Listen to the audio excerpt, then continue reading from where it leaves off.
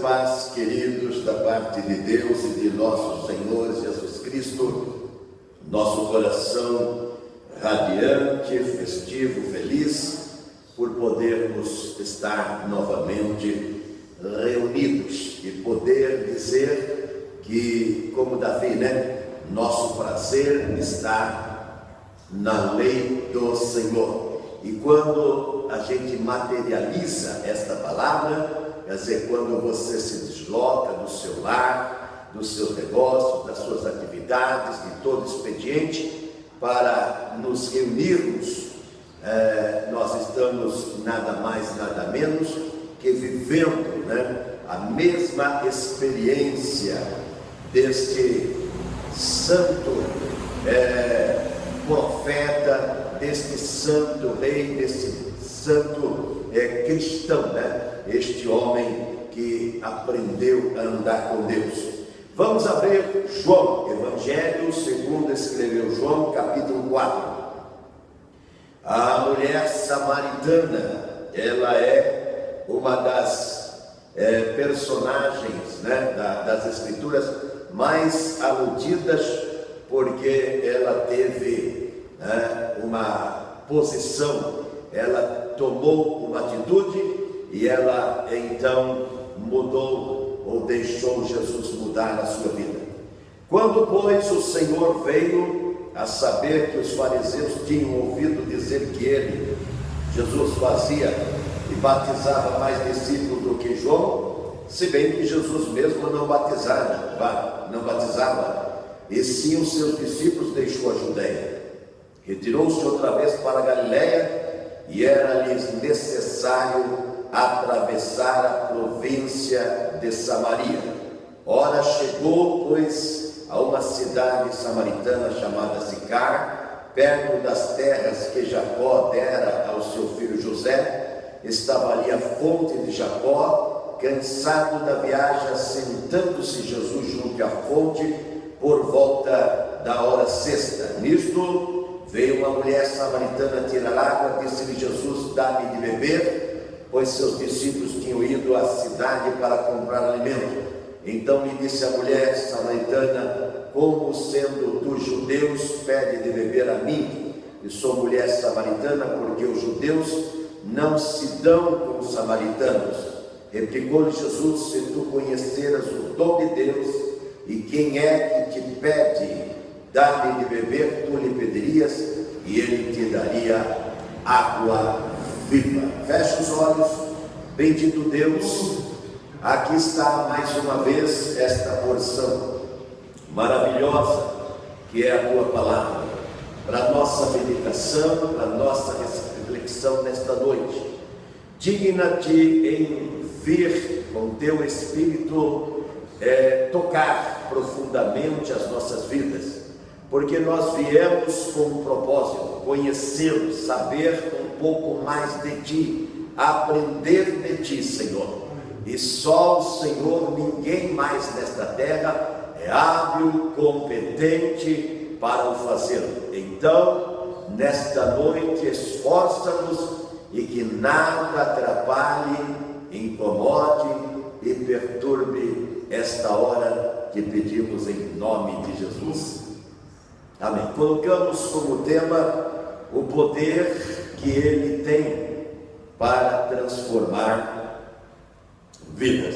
Quando se fala em transformar, significa sair de um estado para um outro estado.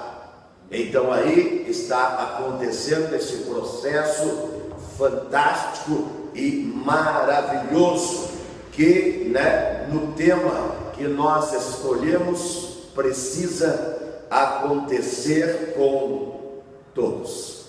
Se não acontecer essa transformação, esta mudança, o estado do homem primário é o estado mais degenerativo que existe. O que é o estado degenerativo? Ele se degenera, ele se decompõe, ele se corrompe à medida que vai passando o tempo. Quando nós somos transformados, acontece o processo inverso. À medida que nós vamos conhecendo Por isso que o profeta diz: conheçamos e prossigamos em conhecer. Oséias fala desta maneira, né? Ao Senhor. E não há nada tão fantástico ou mais fantástico nesta vida do que conhecer a esse Deus. Quando você não conhece a esse Deus, o seu estado, como falamos, é de degeneração. O homem, ele vai como que, né, no estado letárgico, ele vai putrefando, ele vai apodrecendo. Isto em todos os sentidos. Não tem como, de maneira nenhuma, com o advento do pecado, veio o estado da morte. Jesus, ou Deus, na pessoa maravilhosa de Criador, havia falado ao Adão, né, e também a Eva: no dia que pecardes, o que ele disse? Certamente morrerás. Então este estado que irá, presta atenção, irá perdurar enquanto existir esta vida, este estado de morte. Por isso que a própria palavra de Deus diz lá no capítulo 15, no verso 26, que este inimigo, a morte, ela continuará até ela ser definitivamente derrotada. Veja bem, este grande inimigo temido por todos, que é a morte, o que ela faz? Ela mata a pessoa e ela não pode, por enquanto, ser extinta. Paulo, ele doutrinando a igreja de Coríntio, diz que a morte é o último inimigo que vai sair desta terra. Terrível, né? E a pessoa vai morrendo. Físico, moral e espiritualmente. Você não vê como nós temos uma sociedade hoje em relação a outra sociedade passada, a outra geração passada? Nós temos uma sociedade, né, degenerativa, como falamos, putrefante, que ela arruma, ela cria. Lógico que ela é induzida a isso, né? Existe uma orquestração diabólica e maligna, existem as oficinas lá da profundeza do inferno, criando, né, expedientes para que o homem cada vez desça mais os degraus da imoralidade, da profanação, da pornografia e de todas as sortes de horrores que com o advento do pecado foi criado. Veja bem, no paraíso antes do pecado não havia esses sintomas. Por quê? Porque Deus estava ali. A minha Bíblia diz que toda tarde Deus comunicava-se com o homem, fazia aquela... Você já imaginou esta reunião no cair da tarde? Que maravilhosa! Você pode projetar isso, a grande festa, a grande reunião que a igreja terá lá nas mansões celestiais, na Nova Jerusalém, no reino dos céus, este reino que Jesus falou que foi preparar lugar, lá em João 14. E ele disse para você, presta atenção, não fique preocupado, não fique apreensivo, cuidadoso, medroso. Por quê? Porque definitivamente nada, absolutamente nada, presta atenção nessa palavra, nada pode impedir você de conseguir esse projeto. Porque, em primeiro lugar, esse projeto não é seu, esse projeto é de Deus. Por isso que ele foi buscar essa mulher. E ele está buscando dioturnamente os perturbados, os aflitos, os que estão com as suas vidas arruinadas, aqueles que sofreram por N razões os desastres desta vida. Nós não sabemos o que levou esta mulher a ser o que ela é. É muito fácil, né, nós incriminarmos as pessoas porque elas afundaram na vida. É muito fácil. Nós não devemos fazer, mas o fazemos. Agora nós não sabemos as causas e razões que levaram essas pessoas a esta vida vadia, a esta vida de miséria. Se você for pensar, raciocinar, a pessoa não é mendiga porque ela quer. N motivos levou ela aos cantos da vida. A pessoa não comercializa o seu corpo porque ela quer. Que é uma base bíblica. A Bíblia diz lá em Lucas, no capítulo 8, no verso 2 e 3, que a Maria Madalena, que era similar, era idêntica a esta mulher. Era idêntica. Catava os homens pela rua, catava os maridos das outras. Ela tinha o quê? Demônios. Você percebeu que são o quê? Essa orquestração que nós acabamos de afirmar é que estimula, ela que seduz as pessoas a viverem esta vida, vida de miséria, de sofrimento, de dor, de conflitos, porque em sã consciência nas suas almas elas não estão em paz.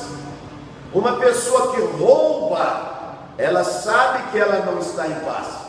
Ela pode até entorpecer a sua vida com estupefacientes qualquer, né? Com expedientes outros, mas ela sabe que o que ela está fazendo é condenável.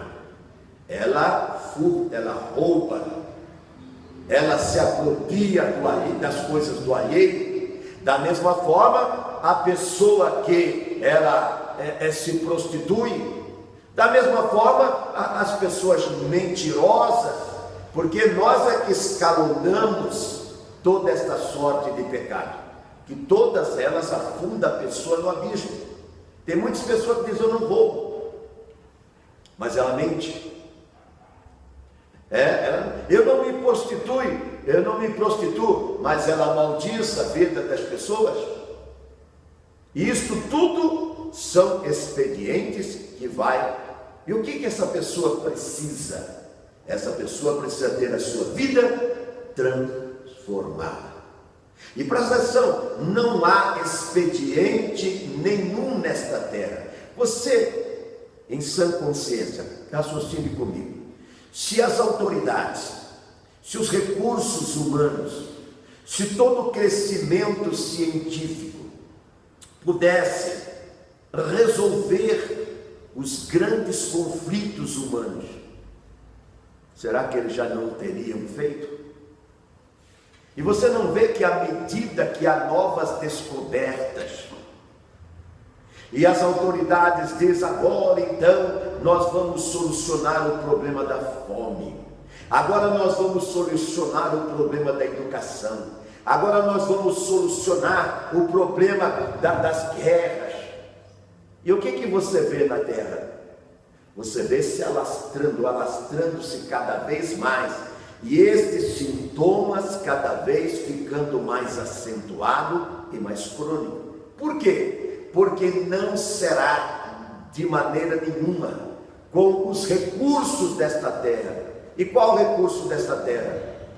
A minha Bíblia diz que esta terra está sobre a égide, está sob o controle, está sobre a direção. E presta atenção, você que quer que Deus intervenha no mundo, não é Ele que está no controle. Não. A minha Bíblia diz que é o diabo, é ele que está controlando todas as coisas. Mas por quê? Porque foi dado a ele. Presta atenção, quando os homens, eu e você, você vai dizer que não, mas eu e você, na pessoa dos nossos primeiros pais, espantamos Deus, mandamos ele para casa, dissemos para ele que não queríamos mais a intervenção dele, não queriam mais os conselhos dele, e nós então optamos em ouvir a serpente. Não foi isso que fizemos lá atrás? Você vai querer dizer que não, mas você não herda geneticamente, até a ciência prova. Agora, você não herda. Hoje ainda conversava com uma pessoa e dizia para ela que ela é responsável pelo filho que pôs na terra. Mas quando põe um filho ladrão, diz: eu não pus um filho ladrão. Põe uma filha vadia, eu não pus uma filha vadia na terra. Não, foi sim. Foi. Quando Deus, ele gera uma criança, e é ele quem gera, não importa como foi gerada essa criança, não existe mecanismo outro. O inferno não pode, de maneira nenhuma, ele pode entorpecer o homem e a mulher, trocar eles, fazer eles ficarem totalmente fora de si, e eles vão copular e tudo. Evidentemente, esse produto desse encontro, dessa relação, chama-se criança. Mas não é o diabo que está gerando. Ele não pode gerar vida. Ele não pode. E toda criança, ela nasce da mesma maneira. Ela nasce. E ela herda o quê? Dos pais. Herda daqueles pais. Eu vou contar para você um segredo. Sabe o que a minha filha faz com a criança que está no ventre dela? Lê a Bíblia para ela. A Sofia está no ventre dela, sendo formada ainda. Então ela lê a Bíblia. Comprou uma Bíblia infantil e lê na linguagem de criança. Lê para ela as Escrituras Sagradas. E aquela criança que está ali está ouvindo a palavra de Deus. E aquela criança está sendo gerada. Agora, o que a outra mãe faz? A outra mãe fala palavrão. A outra mãe fala um monte de blasfêmia. A outra mãe fica lá dançando um funk. Você vê na televisão, né? Na televisão você vê, a mulher está grávida e está dançando funk, boquinha da garrafa, esses lixos que está por aí. E olha como esse pessoal expande, como esse pessoal prospera, como eles enriquecem com toda essa metodologia, todo esse sistema iníquo que está aí. Agora, depois, esta criança, ela vai ser o quê? Ela vai ser o que a mãe está ensinando, o que os pais estão ensinando. A minha Bíblia diz: ensina o teu filho o caminho que ele deve seguir. Aqui não ensinaram a mulher samaritana. E o que ela virou? Uma meretriz, uma prostituta, uma vadia. Mas como este livro aqui, a palavra de Deus, não é preconceituoso, não discrimina, e a salvação, o vinde a mim, é para todos. Vinde a mim todos vós.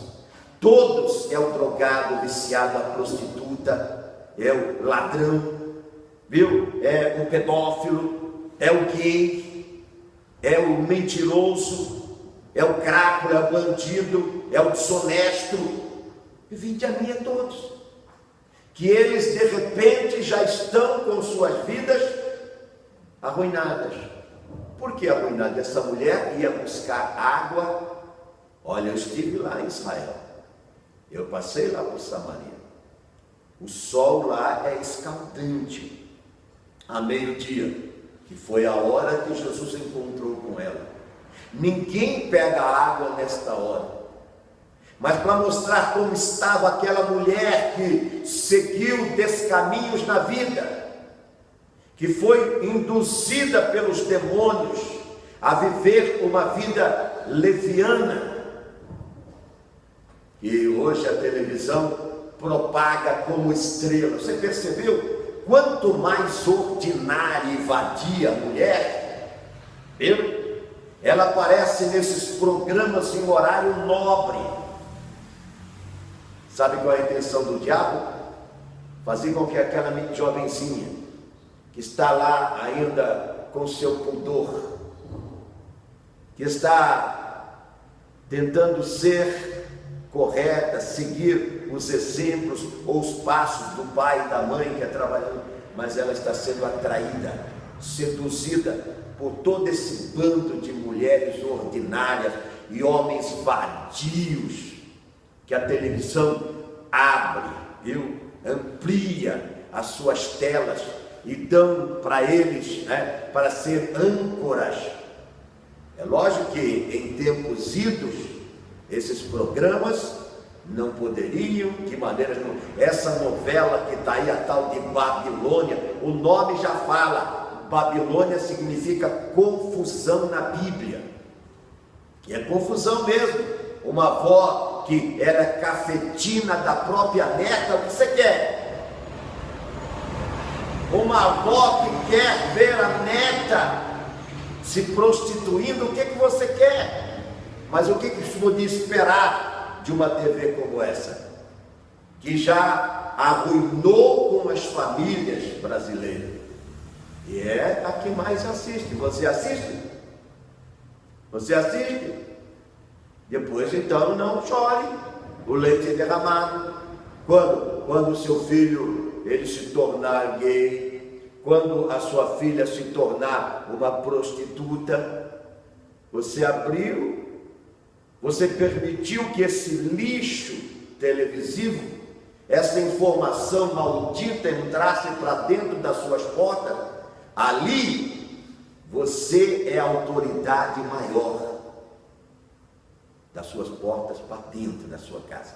Ali é você. Deus deu a você. Nem o governo manda ali. A autoridade, alguém para entrar na sua casa precisa de um mandado. Sabia disso? Sem mandado não pode entrar na casa de ninguém. Até as autoridades, até a Constituição faculta isso. Mas o que você faz? Você abre todos os canais e todo o lixo entra. E é assim que ele vai te destruindo. Seduz você. E você que, você está avisado. Você está avisado. Vai ver depois o quê? Como eu falei com esse pai hoje. E ele quer se esquivar. Eu falei, não. Isso é a lei da física. Está no DNA. Agora o que você fez? Ele viu você fumando, bebendo, jogando, mentindo, falando palavrão, contando piadinhas indecorosas. Entendeu? Ele achou que esse é o estilo de vida. Agora, ele foi para... A minha Bíblia diz, o Salmo 42:7 diz que um abismo chama outro abismo. Um abismo. A vida desse pai já é um abismo. O filho é um abismo maior. E o neto vai ser maior, porque isso é uma bola de neve. Nada pode parar, a não ser que Jesus apareça na vida dessa pessoa e ela entenda, porque Jesus falou para ela: se tu conheceras o dom de Deus. Sabe por que as pessoas erram? Porque não conhecem o dom de Deus. O que é o dom de Deus? Jesus. Se você soubesse quem te pede de beber. Por isso que lá no capítulo 5, no verso 40, Jesus fica admirado, dizendo, sabe o que para você? Por que você não vem a mim para eu te dar vida? Por quê? Porque você está no caminho da morte. Esta mulher está no caminho da morte, tendo maridos e mais maridos que não são seus. Não era dela, mas ela com os demônios achava que tinha um direito. Como pessoa que você conhece, que está com a vida irregular, e ela é redutível, e ela se mantém o quê? Como que ela se mantém? Diz, não, eu estou curtindo a minha vida, eu estou vivendo, entendeu? Deus quer que eu viva, Deus é bom, Ele quer que eu viva. E ela faz um monte de besteira, essa mulher fazia. Mas por que ela fazia? Porque ela não conhecia quem estava pedindo a ela. Porque Deus não obriga ninguém, Ele pede, vinde a mim, Ele convida, Ele incita as pessoas, Ele estimula pessoas a abrir. E aí Ele diz: se me ouvirdes e me obedecerdes, eu te dou o melhor. Ele diz. Essa pessoa teve o melhor dos céus. Não existe melhor dos céus que não seja o Filho, Jesus Cristo, o Salvador. Ele é o melhor. E quando você o abraça, então a sua vida agora é uma nova vida. O poder que Ele tem para transformar vida e tirar, o medo. Tira o medo da morte, porque Jesus não tem medo da morte. Você viu como é que Ele enfrentou? E presta atenção, Ele não tem medo da morte em você também. Não tem medo. O que Ele diz em Lucas 20:38? Eu não sou Deus de mortos, para mim vivem todos. E no verso 37, no mesmo capítulo 20 de Lucas, Ele diz o quê? Eu vou ressuscitar todos os mortos. Então não adianta a morte matar, porque Ele vai ressuscitar.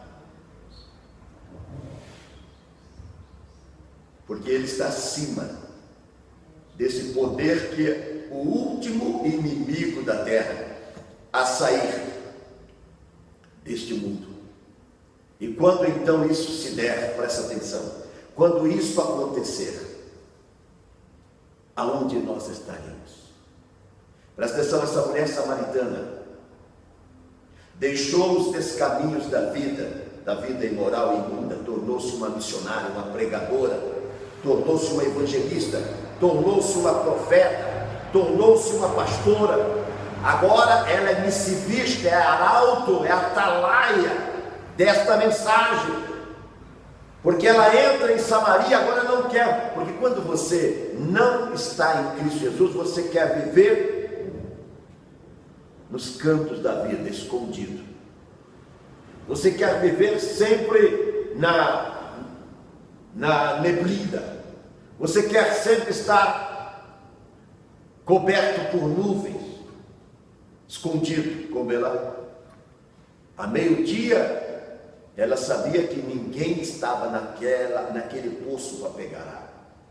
Ninguém estava no caminho, todo mundo estava na sombra.